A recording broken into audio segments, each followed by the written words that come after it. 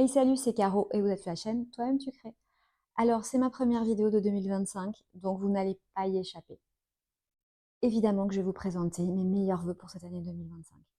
Je vous souhaite que cette année, elle vous apporte tout ce que vous pouvez souhaiter, sur le plan professionnel, sur le plan personnel, sur le plan de la santé évidemment, sur le plan évidemment aussi de la création. Puisque pour ceux qui ne connaîtraient pas la chaîne et qui nous rejoindraient pour la première fois, ici on se parle principalement de couture et de tricot. Donc, évidemment, la création, elle est assez centrale sur la chaîne. Comme son nom l'indique, n'est-ce pas? Toi-même, tu crées tout ça. Voilà. Bref. Donc, en tout cas, je souhaite que cette année, vous puissiez vous éclater sur vos loisirs créatifs. Quels que soient vos objectifs, vous pouvez avoir un objectif de coudre plus et d'être beaucoup plus productif que ce que vous avez été précédemment, ou au contraire, d'y aller mollo, de prendre plus de temps pour réfléchir à vos projets, etc. Voilà, ça vous regarde, mais j'espère que dans tous les cas, vous allez prendre beaucoup de plaisir, beaucoup de bonheur dans vos loisirs créatifs parce que ben on fait ça pour ça, quoi. Voilà. Moi, en tout cas, j'ai quelques objectifs qui sont prévus pour cette année 2025 au niveau de la couture. Alors, je parlerai de mes objectifs tricot dans une vidéo dédiée tricot. Là, on va se parler vraiment couture. Donc, mes objectifs couture. Alors, premier objectif, je me le traîne depuis plusieurs années. Je pense que ça fait 4 ans que j'ai le même objectif, hein, clairement. Ce premier objectif, c'est évidemment de coudre en priorité mon stache. Comme beaucoup de couturières, j'ai eu une époque d'achat frénétique de tissus. Donc, je peux vêtir toute la population de Marseille à peu près. J'exagère légèrement, mais je peux quand même, en tout cas, moi, me vêtir jusqu'à la fin de mes jours sans aucun problème. Donc l'idée, ça va être vraiment de coudre en priorité ce que j'ai déjà, plutôt que de racheter. Je pense que quoi qu'il arrive, même si je me concentre sur mon stash, je vais devoir faire du tri parce que il y a certains tissus qui correspondent plus à ce que je veux. Il y a certains tissus aussi que j'ai achetés au démarrage et maintenant je connais un petit peu mieux les tissus, je connais mieux comment ils se comportent, etc. Donc je suis pas sûre que ce sont des tissus que je vais coudre réellement. Alors peut-être pour faire des toiles, mais comme je fais pas vraiment de toiles, voilà. Donc premier objectif, on déstache. Deuxième objectif, quand même. Alors je veux pas m'empêcher d'acheter. Je veux pas me dire j'achète rien du tout en 2025, j'ai pas envie de ça. En revanche, évidemment, je veux avoir une vision beaucoup plus raisonnée de mes achats. Pour ça, plusieurs règles. N'acheter un tissu, et donc la mercerie qui va avec, que si j'ai un projet qui est déjà bien défini dans ma tête. Voilà, donc ça c'est le premier point. Le deuxième point, alors pareil, hein, c'est quelque chose que j'ai déjà démarré en 2024, mais je souhaite me concentrer sur des tissus de meilleure qualité. Qui dit tissu de meilleure qualité dit pas forcément toujours tissu cher, ça va pas forcément toujours de pair, mais bon, c'est quand même souvent le cas. Mais l'idée pour moi, c'est vraiment de me concentrer sur des tissus de meilleure qualité, des tissus qui, je l'espère, vieilliront mieux dans le temps, et surtout des tissus dont je ne vais pas me lasser dans le temps. Voilà, donc ça, c'est le deuxième objectif. Et donc, pour travailler sur cet objectif global d'optimisation de mon stash et d'achat raisonné, je vais m'appuyer sur le challenge que j'avais mis en place, qui est le challenge tire-tissu, qui est inspiré du challenge tire-laine de Clément de Monsieur Knitting. Je vais vous mettre en barre d'infos la vidéo où je vous explique ce qu'est le challenge tire-tissu en détail, ainsi que tous les détails. Pour vous la faire en gros résumé, le challenge tire-tissu, c'est quoi? C'est que je profite de ma couture pour finalement épargner. C'est-à-dire que, alors voilà, je vais vous mettre le détail vraiment dans la barre d'infos, mais globalement, dès que je termine un projet, etc., je cagnotte un petit peu d'argent. L'objectif étant de me constituer une cagnotte d'ici le NITIT et le CSF de l'année prochaine, et d'utiliser les sous de cette cagnotte pour pouvoir me faire plaisir. Voilà. Aujourd'hui, donc j'ai démarré, je pense, au mois de novembre ce challenge, et aujourd'hui, je suis à 18 € à peu près. Donc, c'est pas énorme. Ce qui m'amène à mon troisième objectif. Donc, mon troisième objectif, c'est quoi? C'est retrouver de la régularité dans la couture. 2024, surtout le second semestre 2024, ça a été un petit peu compliqué. J'ai eu des frénésies de couture et j'ai eu des semaines, voire des mois, pendant lesquels je n'ai pas du tout cousu. Donc, j'aimerais retrouver une certaine régularité parce que quand je suis en frénésie de couture, j'ai l'impression de faire que ça, ce qui est pas génial, et ce qui fait péter un câble à mon mec, globalement. Et à côté de ça, les mois où je couds pas du tout parce que j'ai plein de trucs à faire, etc., en fait, ça me manque. Donc j'aimerais retrouver une certaine régularité. On va dire que je pense que pour moi, le bon rythme, c'est à peu près un projet par semaine, donc j'aimerais en revenir à ça. Et à côté de ça, du coup, et c'est mon dernier objectif, alors qui ne concerne pas la couture en tant que telle, mais qui concerne plutôt cette chaîne, c'est que j'aimerais arriver à avoir une certaine régularité à la fois sur YouTube. Donc là, par exemple, on se retrouve pour un bilan couture. Alors même si ça fait 5 minutes que je blablate sur autre chose, mais en tout cas, l'objectif, c'est vraiment de faire un bilan couture de ce que j'ai cousu sur la fin d'année 2024. Et j'aimerais vraiment arriver à mieux structurer les choses, c'est-à-dire à vous faire un bilan de couture à la fin de chaque mois pour y voir plus clair et pour avoir une fréquence et une récurrence beaucoup plus marquées. Et de la même manière, j'aimerais arriver à mettre en place une certaine récurrence sur Instagram parce qu'aujourd'hui, c'est vraiment un réseau social. Alors là, pour le coup, j'y suis en dents de scie. J'ai quand même plus de régularité sur la partie YouTube. Donc voilà. Donc ça, c'est mon dernier objectif qui concerne plutôt la chaîne et quelque part ma création de contenu, même si c'est un peu, voilà, c'est un peu exagéré hein, pour le petit niveau sur lequel je suis, mais on va parler de ma création de contenu pour l'environnement Toi-même tu crées. Voilà, une fois ce blabla terminé, je pense qu'on va pouvoir démarrer sur ma présentation des réalisations terminées de la fin d'année 2024. Donc globalement, c'est novembre et décembre. Donc voilà, j'ai 4 projets à vous présenter. C'est pas énorme hein, par rapport à ce que je vous disais. Mais bon, au moins, ils seront présentés et on va pouvoir démarrer 2025 voilà, sur une page blanche. Et j'espère que début février, je pourrai vous poster plutôt le bilan de mon mois couture de janvier, etc. Voilà, donc démarrons sans plus attendre sur mes réalisations du mois.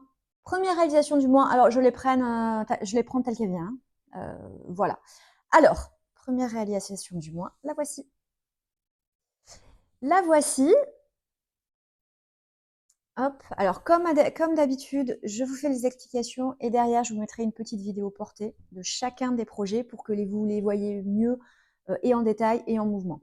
Alors ce premier projet, c'est une chemise Hazel de Jolie Lab. J'ai déjà eu l'occasion de le dire, j'aime beaucoup les patrons de Jolie Lab. Celui-ci ne fait pas exception. Pourquoi j'aime les patrons de Jolie Lab? Parce qu'ils tombent toujours extrêmement bien. Vraiment, je n'ai jamais eu de problème de taille, je crois. Je n'ai jamais eu de problème de décalage, de difficulté d'explication. Voilà. Pour moi, c'est toujours extrêmement limpide, son écousette extrêmement satisfaisante. Il y a de temps en temps des vidéos, il me semble, mais je vais rarement finalement les regarder. Voilà, après, je suis suffisamment expérimentée pour pas vraiment avoir trop besoin de suivre les explications pour monter une chemise. Mais voilà, moi, Jolie Lab, c'est vraiment un fournisseur de patrons que j'aime beaucoup et que je vais continuer de coudre. Alors, cette chemise Hazel. Ce que moi, j'ai cousu la chemise avec, pour option, le col volonté. Voilà, que vous avez ici. Les manches volonté également. Et la version chemise, puisque vous pouvez également faire une robe. Ce qui m'a poussé moi à coudre ce patron, c'est la première fois que je le couds. Hein, je l'avais jamais cousu avant. J'aime beaucoup en fait le look du patron qui est extrêmement simple. Alors comme très souvent les patrons Jolie Lab, on est sur des patrons qui sont très simples, très intemporels, très versatiles et du coup qui passent partout. Et ils sont très simples, mais ils ont toujours un petit twist. Donc là, voilà, le petit twist, évidemment, c'est le col volonté, c'est les manches volonté. Et c'est ici le fait qu'on a au niveau de la tête de manche, elles sont un peu bouffantes. Donc, ce que je trouve très joli. Après, sur le reste, on est sur une chemise classique. Il n'y a pas de difficulté absolument majeure. Je pense que franchement, ça peut être un premier patron de chemise pour quelqu'un qui n'a jamais fait. Alors, peut-être que sur le démarrage, il ne faut pas faut pas mettre le col à volant. Peut-être que pour une première version, vous pouvez juste placer le pied de colle que vous voyez ici et pas mettre les volants.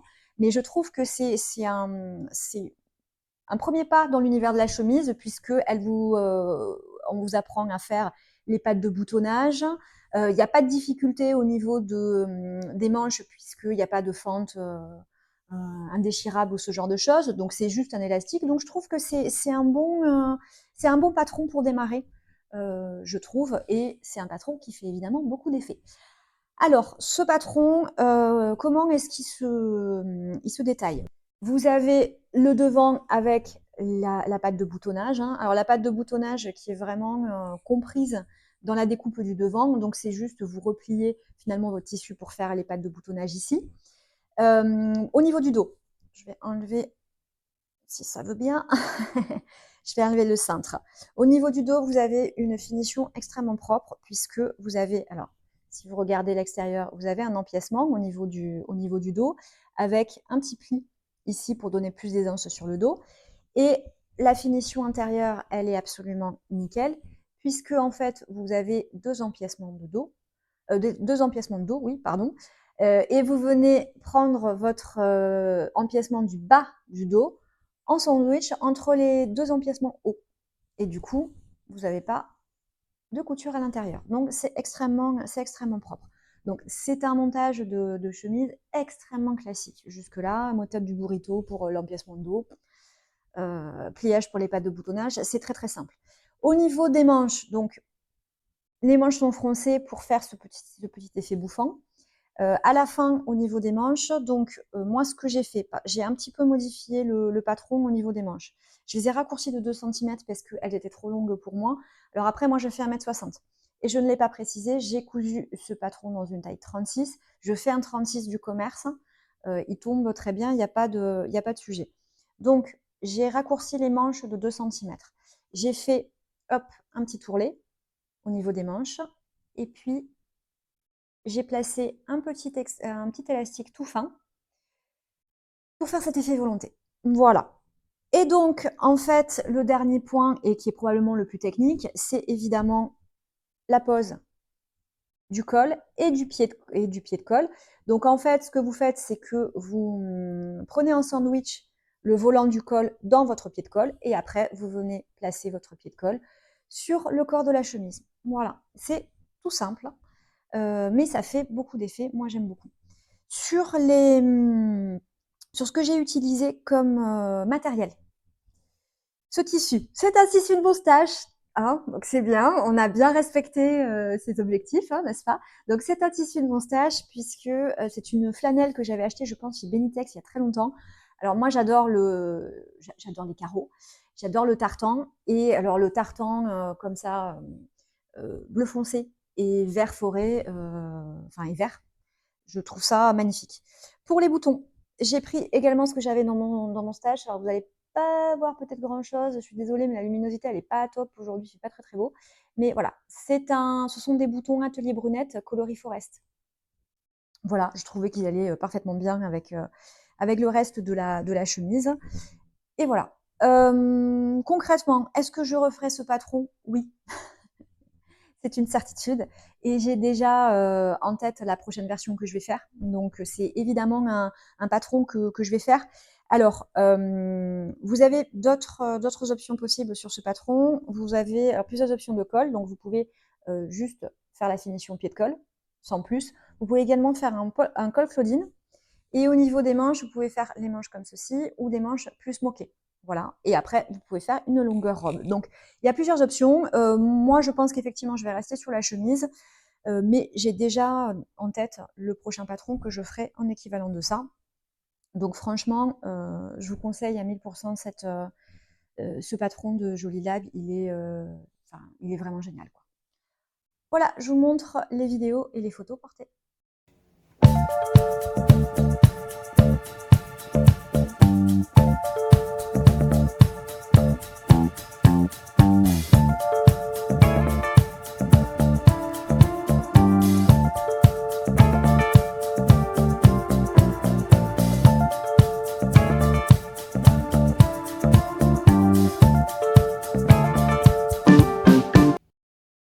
Alors, deuxième projet, c'est également une blouse. C'est la blouse Dorothy de Slow Sunday Paris. Alors, c'est un patron récent, hein, évidemment. C'est un patron que j'avais depuis longtemps dans ma bibliothèque de patrons, mais que je n'avais pas encore cousu, parce que je ne sais pas pourquoi, alors que j'aime beaucoup cette blouse, que je trouve un peu comme la chemise à zèle, assez simple et versatile, et en même temps avec des twists qui en font toute l'originalité.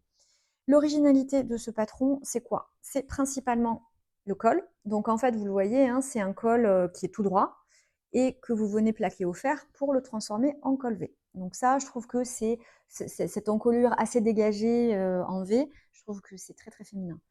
Le deuxième twist, c'est les empiècements. Alors que ce soit sur le devant, hop, voilà, là on voit mieux. Que ce soit sur le devant ou sur le dos, vous avez le même principe, c'est-à-dire que vous avez un empiècement en haut et en bas, vous avez le bas de la pièce qui est tout froncé. Voilà, donc je trouve que ça donne un côté très léger, très aérien à la blouse qui est quand même extrêmement sympa. Comme sur la chemise à zèle, on a un peu le même montage au niveau du dos, puisque vous avez un double empiècement en haut qui prend en sandwich la partie basse du dos, et donc vous n'avez pas du tout de couture à l'intérieur. En ce qui concerne le devant, la patte de boutonnage et le col, c'est fait avec une parmenture. Donc c'est vraiment pas une blouse compliquée, hein. Pareil, je pense qu'elle elle peut tout à fait servir pour une première blouse avec une première patte de boutonnage, etc. Sur les manches. Donc les manches, elles sont 3/4. Vous avez une autre version, vous pouvez faire les manches courtes. Donc je pense que je ferai à un moment donné la version manche courte parce que je trouve ça assez joli. Là, vous avez donc une manche 3/4 qui est assez bouffante et qui est rétrécie à la fin par un bracelet de manche. Donc pareil, je trouve ça vraiment très très sympa. Et voilà. Cette blouse, je l'ai cousue pareil en taille 36. Elle taille parfaitement bien, ça correspond complètement à ma taille. Je n'ai pas fait de modification, si ce n'est que la créatrice propose au niveau de l'ourlet, elle propose un ourlet un peu, on va dire, elle propose un ourlet qui est assez élaboré, on va dire. Bon, j'ai eu la flemme. Moi, j'ai coupé tout droit parce qu'en fait, elle propose sur le patron, vous avez un décroché qui permet, je pense, effectivement, d'avoir au niveau de la jonction entre le dos et le devant, probablement quelque chose de beaucoup plus propre.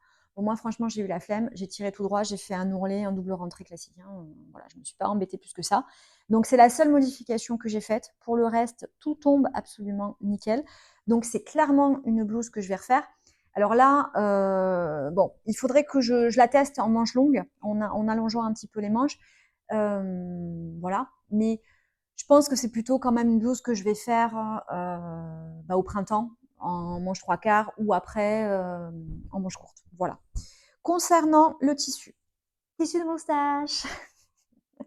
Donc ce tissu, vous le reconnaissez peut-être, c'est une vieille collection d'Atelier Brunette. C'était un twill de viscose, donc un twill parce que, je ne sais pas si vous allez voir, hop, je ne sais pas si vous voyez bien, mais faites-moi confiance, le tissu il est un peu sergé, vous avez des fines rayures, et c'est clairement un tissu beaucoup plus lourd qu'une viscose classique. Donc le tissu est très très agréable, il se froisse assez peu, donc on sait que parfois sur certains tissus Atelier Brunette, on peut avoir vraiment un problème de tissu qui se froisse à peine vous le regardez. Là, c'est pas le cas, donc c'est franchement très très appréciable. Donc j'aime beaucoup ce tissu. Alors, je sais pas si vous le retrouverez hein, peut-être dans des archives d'Atelier Brunette parce qu'il est assez vieux, mais je suis très contente de cette réalisation. Hop, côté boutons, ce sont des boutons d'AliExpress. On est sur ils vont parfaitement bien puisqu'on est sur un bleu nuit hein, sur ces boutons, donc ils vont très bien. Un bleu nuit avec un peu de doré sur les bords, donc très joli. Voilà. Il ne me reste plus qu'à vous laisser avec les images portées.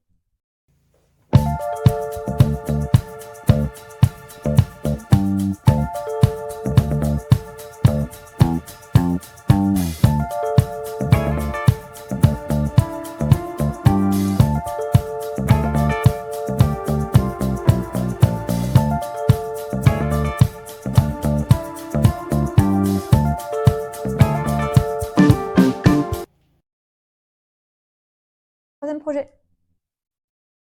Donc on est dans le bleu, hein. On est clairement très bleu dans ce bilan couture. Donc ceci est la veste ou le blazer Michel de République du chiffon.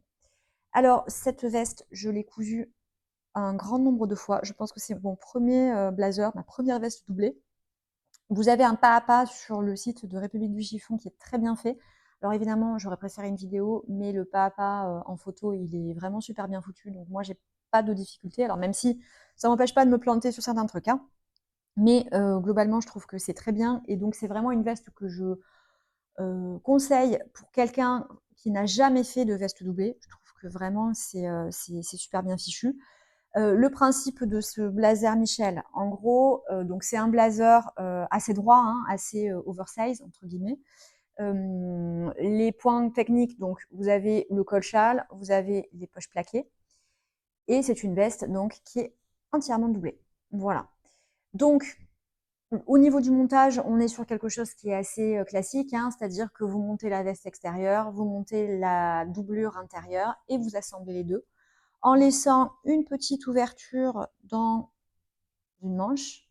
Voilà, vous assemblez le tout et après, vous retournez sur l'endroit en passant par l'ouverture laissée sur la manche. Donc c'est assez simple.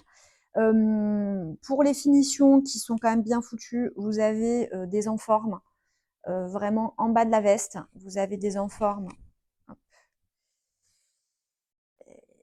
Hop, en bas des manches. Donc voilà, on a quand même un niveau de finition qui est plutôt pas mal. D'autant plus que sur la créatrice de République du Chiffon, sur son tuto, elle vous montre toutes les étapes de glaçage. Donc l'étape de glaçage, c'est ce qui va permettre de maintenir la doublure et la veste extérieure ensemble pour avoir un meilleur rendu. Donc tout ça, ça vous est expliqué dans le pas à pas. Donc vraiment, je trouve que c'est quand même extrêmement bien fichu comme tuto.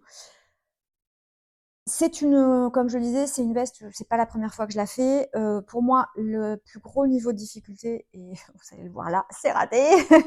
Le plus gros niveau de difficulté, il est ici, il est sur l'assemblage entre guillemets de l'enforme et avec le col en haut, enfin les parmentures qui servent à faire le col et la doublure. Là, vous voyez, pas du tout symétrique. Bon, au porté, ça se voit pas, donc c'est pas très grave. En tout cas, cette veste, donc je l'ai cousue dans le tissu extérieur. C'est un crêpe que je pense j'avais eu chez Craftine, qui est cobalt. Et alors, je savais hein, avant de le faire, mais bon, je savais pas trop quoi faire de ce tissu. Il est stretch. Il est stretch et il est assez mou. Donc, ce qui est pas idéal quand même pour cette veste, elle se comporte mieux avec un tissu un peu rigide. Donc, je le savais. J'ai quand même tenté le coup et je trouve qu'au porté, ça va. C'est quand même assez sympa. Alors, j'aime beaucoup la couleur. Bon, après, je suis pas sûre que c'est un blazer que je vais forcément garder des années et des années. Mais bon, parce que voilà, encore une fois, le tissu, il est moyennement adapté, mais encore une fois, ce que je savais, enfin, vous voyez, sur le col et les parmentures, etc., ben forcément, les coutures, elles ont tendance à rouler. Même si j'ai sous-piqué pour vraiment bien retourner le tout, etc., ben, le tissu, il est trop mou. Mais bon, en tout cas, ça fait un blazer qui est assez décontracté et que j'aime bien. Et enfin, sa couleur fait que ça twiste une tenue tout de suite. Et en même temps que c'est hyper simple à assortir et à prendre le matin. Tissu numéro 2. Donc ceci est un tissu en microfibre que j'avais eu, je crois, au coupon de Saint-Pierre, qui va extrêmement bien avec le reste de la veste. Voilà, qu'est-ce que j'ai à vous raconter de plus sur cette veste? Bah écoutez, pas grand-chose, je vous laisse les photos porter.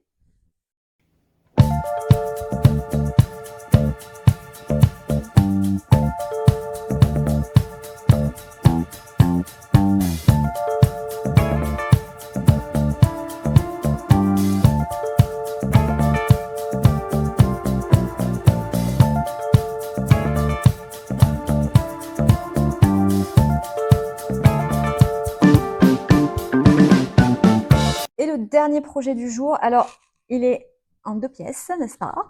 Première pièce. Hop. Et la deuxième pièce qui est ici. Donc concrètement, c'est un pyjama. Alors je ne pensais pas un jour me retrouver à présenter mon pyjama sur YouTube. Mais écoutez, hein, la vie est pleine de surprises. Bref, donc je présente ce pyjama. Alors c'est le pyjama Garfield des Louis de Cadia. Cousu en taille 36, pareil, il me va parfaitement. Juste ce que je vous lis tout de suite parce que sinon je vais oublier. Juste ce que je ferai pour la prochaine version, c'est que je raccourcirai la longueur des manches parce qu'elles sont beaucoup trop longues pour moi. Voilà. Donc, ce pyjama de Lubit Kadia. Donc, on est sur un pyjama qui a tous les codes du pyjama classique. Donc, au niveau de la chemise, c'est donc une chemise avec un col tailleur, n'est-ce pas? Et au niveau du pantalon, c'est tout bêtement un pantalon droit, élastiqué. Voilà. Donc franchement, le pyjama parfait. J'ai beaucoup, beaucoup, beaucoup, beaucoup, beaucoup, beaucoup, beaucoup, beaucoup apprécié les explications de ce patron. C'est la première fois que je cousais un patron des Lubit Kadia. Je me suis aperçue, après avoir cousu le pyjama, qu'il y avait un tuto vidéo. Donc, si vous cousez ce patron-là, ou un autre patron des Lubit Kadia, allez regarder les vidéos. Donc, j'ai juste pris les explications écrites. J'ai été bluffée. Franchement, j'ai été bluffée par les explications écrites. Alors, on est sur, surtout pour la chemise, parce que bon, finalement, le pantalon, bon, on est sur quand même quelque chose de plus classique. Mais les explications écrites du col tailleur, elles sont extraordinairement bien faites. J'ai trouvé que c'était hyper fluide. J'ai trouvé que les explications, elles avaient vraiment le juste niveau de détail. Et en tout cas, ça correspondait complètement à ma logique. Il n'y a pas un moment où je me suis posé des questions, où je me suis dit, mais attends, il faut faire quoi? Je suis pas sûre. Non. C'est vraiment, il y a juste la dose d'information qu'il faut. On se perd pas dans des milliards d'explications. Et en même temps, elle nous prend par la main. Et du coup, on se retrouve avec un col tailleur qui, moi, tombe absolument parfaitement. Alors, les cols tailleurs, moi, c'est mon Graal. Hein, c'est un look que j'aime beaucoup. Je l'ai fait, j'ai testé plusieurs patrons avec des cols tailleurs. C'est voilà, les explications et les rendus sont très très différents. Là, clairement, je pense que tous mes cols tailleurs, je vais reprendre les explications des Lubit Kadia parce que le col tailleur, il tombe parfaitement. Moi, souvent, la difficulté, c'est que j'ai ici trop d'épaisseur, etc. Là, il n'y a pas de sujet. Alors, c'est un col tailleur simplifié. Hein. C'est un col tailleur simplifié, comme beaucoup de patrons finalement. C'est un col tailleur simplifié parce que c'est un col tailleur qui est aussi constitué grâce à la parmenture intérieure. Donc concrètement, ce pyjama, donc le dos en une seule partie, le devant en une seule partie et la patte de boutonnage ainsi que le col tailleur sont travaillés grâce à des parmentures, tout simplement. Les manches, elles sont absolument classiques et elles sont terminées par un bracelet de manche. Donc là, c'est ce que je vous disais, je vais les raccourcir parce qu'elles sont un petit peu longues sur moi. Donc, clairement, c'est un patron que je vais refaire en pyjama, mais aussi pour la chemise, je pense que je vais tenter avec un tissu, alors évidemment un peu plus...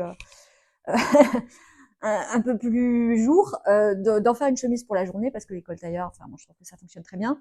Je pense aussi que j'ai peut-être essayé de substituer les manches parce que là on est vraiment quand même sur des manches qui font pyjama.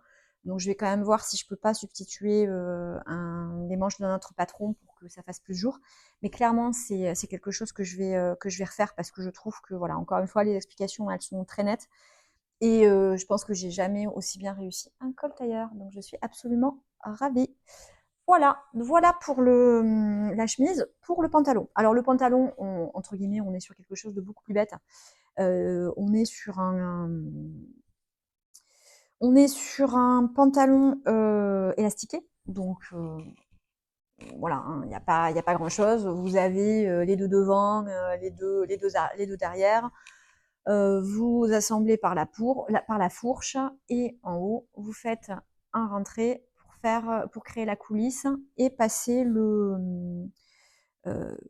l'élastique. Alors, pour passer l'élastique, pareil, je trouve que les finitions des Lubit Kadia, en tout cas de ce patron, sont vraiment nickel, nickel. Alors, je ne l'ai pas fermé, c'est à moi de le fermer, mais justement, pour la coulisse élastique, en fait, elle vous fait coudre.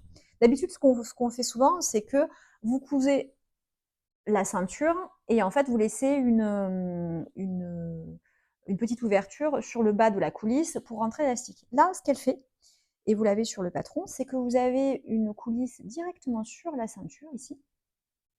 Donc vous cousez la coulisse tout du long. Et en fait, vous passez l'élastique par la petite ouverture qui est laissée. Et donc après, si vous n'êtes pas comme moi et que vous faites bien votre travail, vous venez juste fermer la coulisse. Donc je pense même que là, je ne l'ai pas fait, mais la prochaine fois, je le ferai. C'est que bon, il faut la fermer, mais surtout, je mettrai une étiquette ici pour cacher la coulisse. Donc c'est absolument nickel. Donc, patron au top. Au niveau du tissu, c'est un tissu en microfibre que j'ai acheté au marché. Donc clairement, c'est pas un tissu très chaud. Hein. Là, c'est pas trop la période pour pour l'utiliser, mais bon, je trouvais que ça faisait très pyjama. Et je trouve que ça fait pyjama très chic parce que cette, voilà, je sais pas si vous voyez, on est sur une microfibre qui est très brillante, qui est infroissable parce que c'est du plastique, hein, le bazar. Donc voilà, je pense qu'il n'y a rien de naturel là-dedans. Si vous vous approchez d'une flamme, je pense que vous prenez feu direct. Voilà, mais bon, en tout cas, je trouve que le tissu se prêtait absolument bien à ce type de projet et je suis absolument ravie d'avoir terminé ce petit pyjama. Voilà, je vous laisse les photos portées.